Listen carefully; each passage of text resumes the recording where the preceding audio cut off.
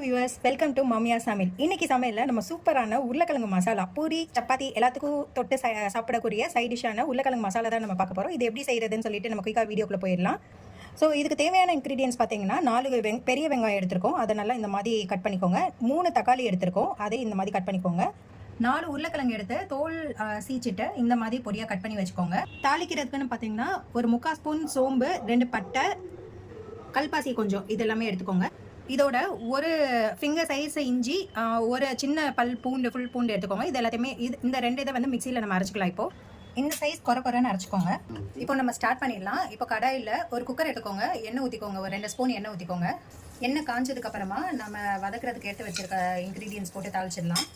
கொஞ்சோண்டு கருவேப்பிலை ஆட் பண்ணிக்கோங்க. இது நல்லா பொரிஞ்சு வந்துச்சு. இப்போ நம்ம வெங்காயம் ஆட் பண்ணிக்கலாம்.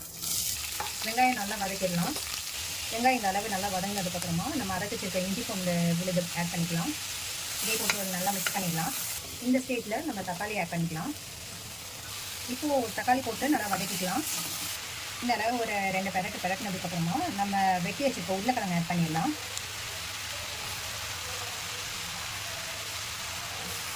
ஒரு 2 பெரட்டிடுங்க.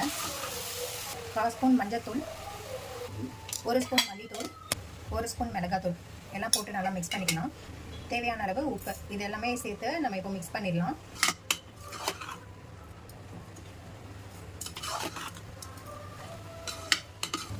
இப்போது இந்த உருளைக்கிழங்கு எல்லா பேட்டருமே ரெடி பண்ணிருக்கோம் இல்லையா, இது மூழ்கிற அளவு நம்ம தண்ணி எடுத்துக்கலாம்.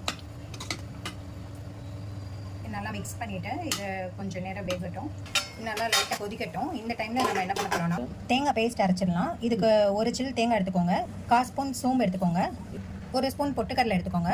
இதோட முந்திரி பருப்பு இருந்தால் ஒரு 4 முந்திரி பருப்பு ஆட் பண்ணிக்கோங்க. எங்ககிட்ட இப்போ இல்லை, நாங்கள் இதை மட்டும் அரைக்கிறோம். இதை நல்லா பேஸ்ட்டாக அரைச்சிக்கோங்க. நல்லா அந்த அளவு பேஸ்ட்டாக அரைச்சிக்கோங்க தண்ணி ஊற்றி. இப்போது ஆல்ரெடி நல்லா கொதிச்சுட்டு இருக்கிற அந்த உருளைக்கிழங்கு மசாலாவோட அந்த அரைச்சி வச்சுருக்க தேங்காய் பேஸ்ட்டையும் நம்ம ஆட் பண்ணுறோம். இது எல்லாத்தையும் சேர்த்து நல்லா ஒரு மிக்ஸ் பண்ணிக்கோங்க.